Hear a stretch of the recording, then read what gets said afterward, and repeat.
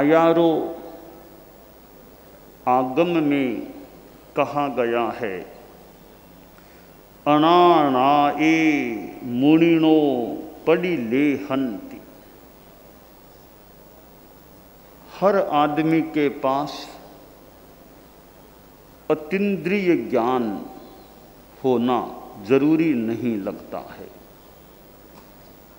केवल ज्ञानी होते हैं वे तो सर्वज्ञ होते हैं, संपूर्ण अतीन्द्रिय ज्ञान के मानो वे धारक होते हैं, उत्पन्न ज्ञान दर्शन के धारक अरहत होते हैं। उनके भीतर से ज्ञान उत्पन्न हो गया है।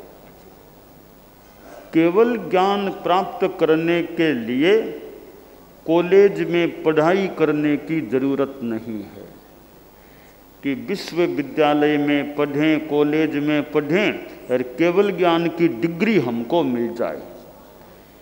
केवल ज्ञान पाने के लिए किसी डिग्री की या विश्वविद्यालय के प्रमाण पत्र की अपेक्षा नहीं होती है। वह तो भीतर से उठने वाला, उभरने वाला ज्ञान होता है। आदमी जो सामान्य है, केवल ज्ञान तो है नहीं, मनः पर्यव ज्ञान भी किसी किसी साधु के पास हो सकता है, गृहस्थ में वह भी नहीं होता। अवधि ज्ञान, विभंग अज्ञान, ये भी हर किसी मनुष्य के पास नहीं होते हैं। साधु होते हैं, कोई सबके पास अवधि ज्ञान थोड़ा ही होता है। तो ऐसी स्थिति में अरहतों का उपदेश, उनकी आज्ञा या आगम, वे एक आधार बन सकते हैं। साधुओं के लिए आगम और या दूसरे भी ग्रंथ, वे एक बड़े आलंबन भूत बन सकते हैं। हमारे यहाँ आगम है, आगम तो ग्रंथ शिरोमणि, यानी और जितने भी ग्रंथ हैं उनमें शिरोमणि ग्रंथ कहा जाए तो मैं संभवतः आगम को कहना चाहूँगा कि ग्रंथ शिरोमणि, कोई संत शिरोमणि होता है, ये ग्रंथ शिरोमणि है आगम। आगम का अपना महत्व है। फिर अपनी परंपरा के जो ग्रंथ हैं, जैसे हमारे धर्म संघ में भिक्षु स्वामी द्वारा प्रणीत साहित्य है, श्रीमद् जयाचार्य का साहित्य है, राजस्थानी भाषा में वह वाङ्मय है, तो वे भी हमारी जैन श्वेतांबर तेरा पंथ परंपरा के लिए महत्वपूर्ण है। क्योंकि स्वामी जी के ग्रंथों में यह बात मिलती है। जयाचार्य ने यह बताया है, इस ग्रंथ में यह बात है, जयाचार्य के ग्रंथों में यह बात है, तो हमारे लिए एक आधारभूत बात बन जाती है। क्योंकि हमारे धर्म संघ में तो आचार्य भिक्षु एक आधारभूत पुरुष रहे हैं। जयाचार्य मानो आचार्य भिक्षु के भाष्यकार रहे हैं। और फिर आचार्य श्री तुलसी, आचार्य श्री महाप्रज्ञ जी का भी साहित्य हमें प्राप्त होता है। और भी साहित्य हो सकता है। आयारों में कहा गया है कि जो साधु अनाज्ञा में वर्तन करते हैं, आत्मा में रमण नहीं करते हैं, अरहतों के उपदेश का अनुसरण नहीं करते हैं, वे काम भोगों में अपने चित्त को निविष्ट कर देते हैं, कर सकते हैं। साधु बन जाना अच्छी बात है, परंतु छठा गुणस्थान है प्रमत्त संयत गुणस्थान। उसमें प्रमाद हो सकता है। एक तो प्रमाद है, तीसरा आश्रव, प्रमाद आश्रव। हमारे बहुश्रुत परिषद के भी कई यहाँ विराजित हैं। प्रमाद के बारे में मैं ऐसा एक चिंतन कर पाया हूँ कि प्रमाद दो प्रकार का होता है। एक तो तीसरा आश्रव प्रमाद आश्रव है, एक अशुभ योग रूप प्रमाद होता है। छठा गुणस्थान है प्रमत्त संयत गुणस्थान।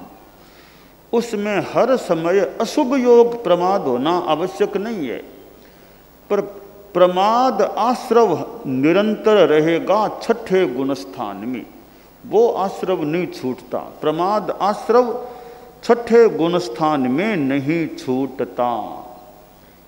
छठे गुणस्थान वाले साधु के मिथ्यात्व आश्रव नहीं है, अव्रत आश्रव नहीं है, परंतु प्रमाद आश्रव, कषाय आश्रव हैं और योग आश्रव। ये तीन आश्रव छठे गुणस्थान में विद्यमान रहते हैं। तो साधु स्वाध्याय में बैठा है, अगर छठा गुणस्थान है तो स्वाध्याय का शुभ योग चालू है, फिर भी प्रमाद आश्रव भी साथ में चालू है। या तो सातवां गुणस्थान आ गया, फिर तो अलग ही बात है। छठा गुणस्थान है, साधु शुभ योग में है, तो भी प्रमाद आश्रव छठे गुणस्थान में चालू है। यह मैंने चिंतन का एक निष्कर्ष प्राप्त किया है, और वैसे शायद नई बात भी कोई नहीं होगी कि प्रमाद दो प्रकार का है। प्रमाद आश्रव वाला तीसरा आश्रव और अशुभ योग रूप पांचवा जो है योग आश्रव, वह अशुभ योग वाला प्रमाद, वह भी आश्रव है, यह भी आश्रव है। तो छठे गुणस्थान में तीसरा आश्रव प्रमाद की तो नियमा है, अशुभ योग रूपी प्रमाद की भजना है, वो कभी हो कभी न भी हो। यह मेरा विचार स्पष्ट हुआ है कि प्रमाद आश्रव तीसरा उसकी नियमा है छठे गुणस्थान में, और अशुभ योग रूपी प्रमाद है उसकी भजना है, वह कभी हो भी जाए नहीं भी रहे।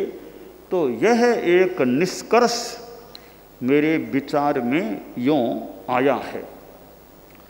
तो हमारे बहुश्रुत परिषद के हैं, उनको कोई और विचार लगे कि इस विचार में करेक्शन होना चाहिए, तो वे भी मुझे फरमा सकते हैं कि वे इस बात में थोड़ा करेक्शन है, मेरी बात सही लगे तो फिर वैसा बता दे भी आपकी बहुत ठीक बात है, यह निष्कर्ष ठीक है कि तीसरे आश्रव की नियमा है छठे गुणस्थान में, और पांचवें आश्रव के रूप में अशुभ योग प्रमाद है, उसकी भजना है, हो भी सकता है नहीं भी हो सकता। यह नियमा और भजना की बात कोई आगम में मुझे नहीं पता कहीं है या नहीं है, पर मेरा निष्कर्ष है कि प्रमाद आश्रव तीसरे आश्रव की नियमा है छठे गुणस्थान में, और अशुभ योग रूपी प्रमाद की भजना है, वह कभी हो जाए है नहीं भी रहे। तो यह मेरा एक निष्कर्ष है। आयारो आगम में बताया गया है कि जो मुनि अनाज्ञा में वर्तमान रहते हैं, अरहतों के उपदेश का या मान लें आगम की बातों का अनुसरण नहीं करते हैं, आत्मा में रमण नहीं करते हैं, बाहर में रमण करने वाले हैं, वे काम भोग में अपने चित्त को निविष्ट करते हैं, काम भोग में अपने चित्त को लगा देते हैं।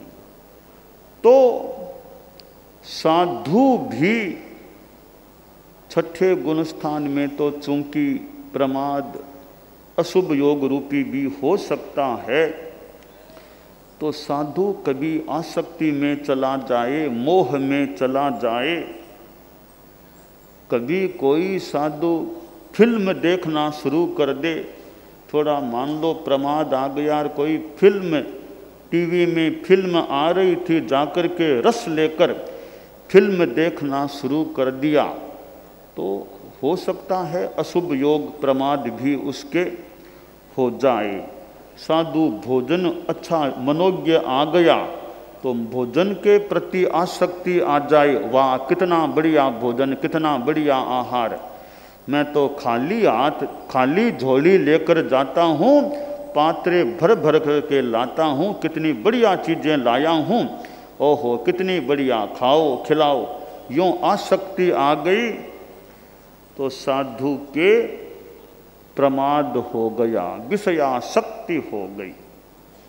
तो इस प्रकार साधु भी काम भोग में चित्त लगाने वाला बन सकता है, और सीमातीत हो जाए तो छठा गुणस्थान भी जा सकता है, साधुता भी समाप्त हो सकती है।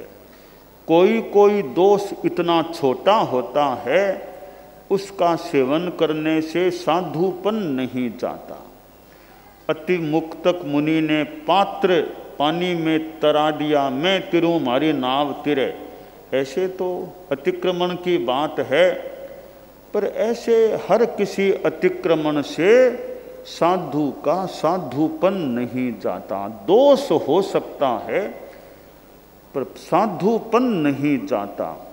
कभी कोई साधु छोटी मोटी छोटी कोई चोरी भी कर ले, दूसरे साधु का सामान निकाल ले छोटी चोरी रूप में, ऐसी भी गलती हो जाए तो ऐसी छोटी गलती से कोई साधुपन नहीं चला जाता। हाँ, दोष हुआ है, उसका प्रायश्चित लेना चाहिए। कभी कोई साधु डर के मारे झूठ यथार्थ भी बोल दे, गलत बात बोल दे, छोटी सी गलत बात बोल दी, तो हर कोई छोटी गलत बात से साधुपन जाना आवश्यक नहीं है, दोष लग सकता है। तो कई प्रमादों से साधुपन दूषित हो सकता है, पर साधुपन समाप्त नहीं होता। कोई कोई ऐसा अपराध होता है कि हम व्यवहार में उसका साधुपन समाप्त हुआ मान लेते हैं। जैसे किसी साधु ने किसी आदमी की हत्या कर दी तो साधुपन समाप्त माना जा सकता है। और कोई रुपया पैसा सोना चांदी हीरा अपने पास में रख लिया, बरसों के बरसों तक अपने पास परिग्रह सोना चांदी रुपया पैसा रख लिया, फिर पता चला साधुपन समाप्त हो गया। अब तो नए सिरे से फिर मुनि दीक्षा हो सकती है, वो क्रम एक बार तो समाप्त हो गया। नई दीक्षा होगी तो यूँ सबसे छोटा, उस जो पहले से दीक्षित हैं सबसे छोटा वह हो सकेगा। तो आयारों में कहा गया है अनानाये मुनिनो पड़ी ले हंति, जो अनाज्ञा में रहने वाले हैं, आत्मरमण नहीं करने वाले हैं, अरहतों के उपदेश का अनुसरण नहीं करने वाले हैं, ऐसे साधु काम भोगों की ओर सम्मुख होते हैं, काम भोगों में अपने चित्त को निविष्ट कर लेते हैं।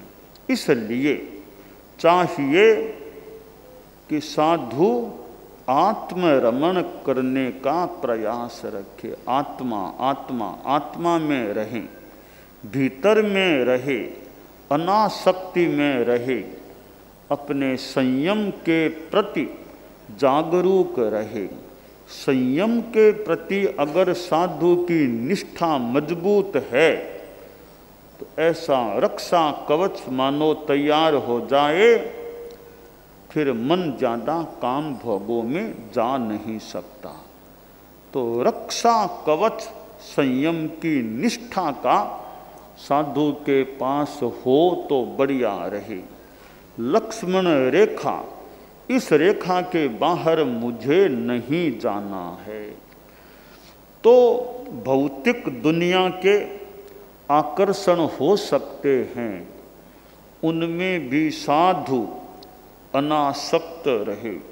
बड़े बड़े शहरों में कितनी कितनी चीज़ें देखने को मिल सकती है, कितनी दुकानें, कितनी दर्शनीय चीज़ें, और उनमें साधु मोहासक्त न बने कि वे संयम के हीरे के सामने वे भौतिक चीज़ें क्या हैं, तुच्छ हैं।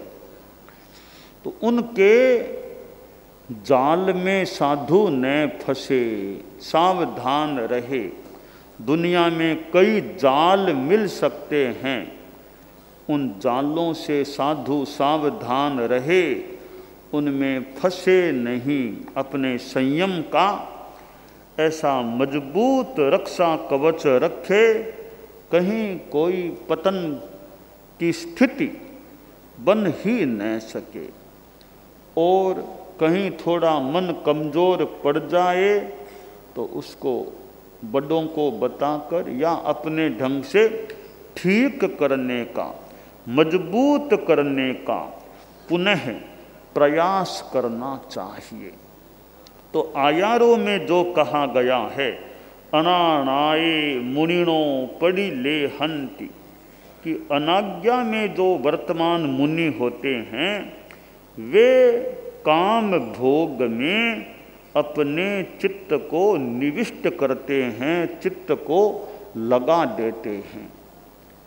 दुनिया में अनेक प्रकार के साधु, जैन शासन के भी साधु, तेरापंथ के हमारे साधु साध्वियाँ, और भी परंपराओं में कोई सन्यासी, कोई फकीर, कोई कुछ ऐसे हो सकते हैं। नियमों में कुछ अंतर हो सकता है, परंतु आत्मा और मोक्ष को मानते हैं तो अपने अपने ढंग से आत्मा में, पदार्थों से अनासक्ति में अपने मन को लगाए रखना चाहिए।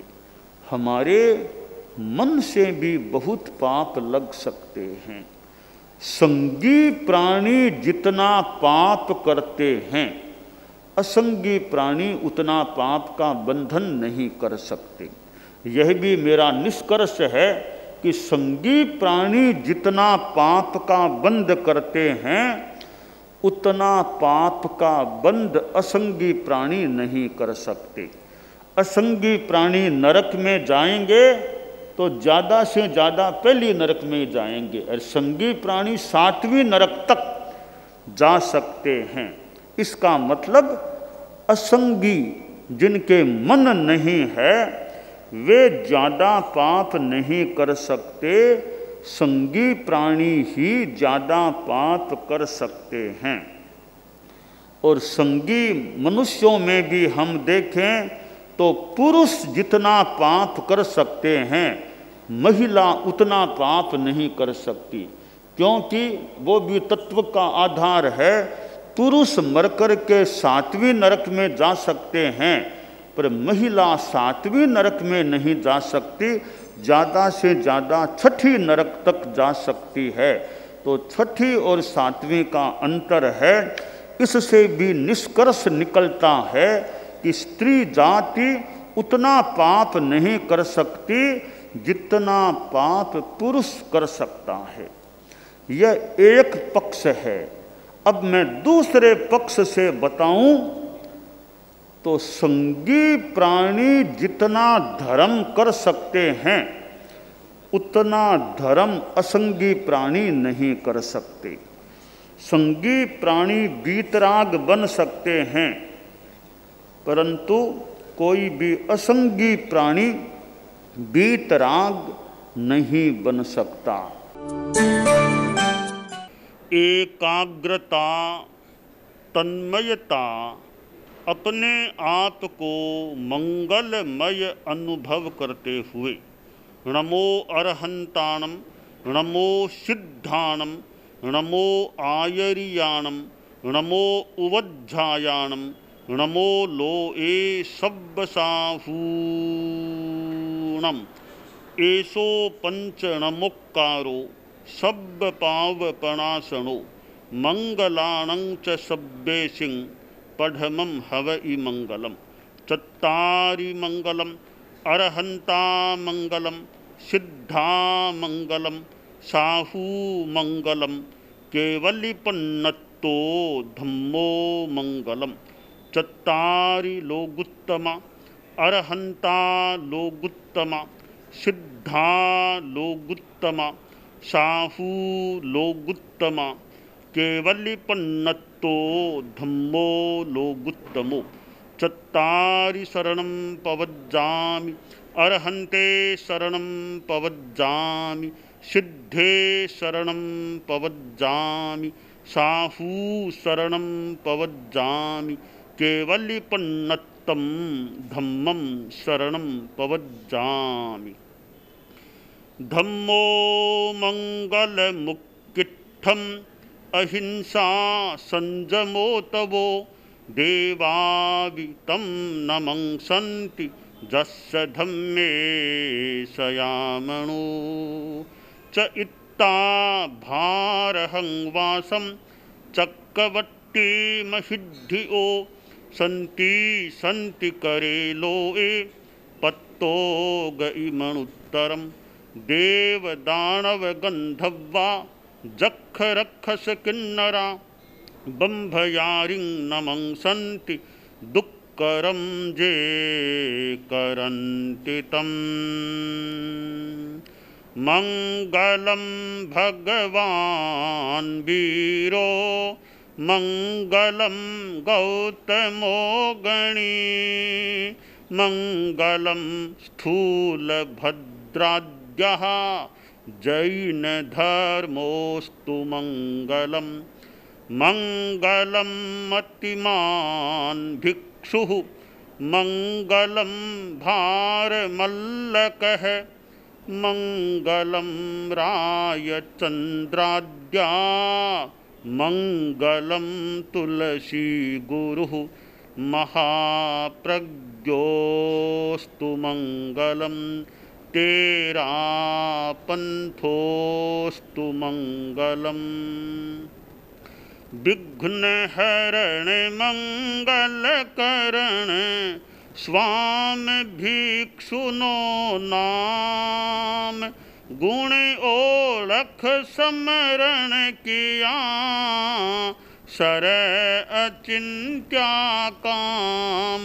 विघ्न हरण मंगल करण, स्वामी भिक्षुनो नाम। गुण ओळख समरण किया, सर अचिंत्या काम। विघ्न हरण मंगल करण, स्वामी भिक्षुनो नाम। गुण ओळख समरण किया, सर अचिंत्या काम। सर अचिंत्या काम, सर अचिंत्या काम। एक दिवसीय त्याग आज आज के लिए धारणानुसार त्याग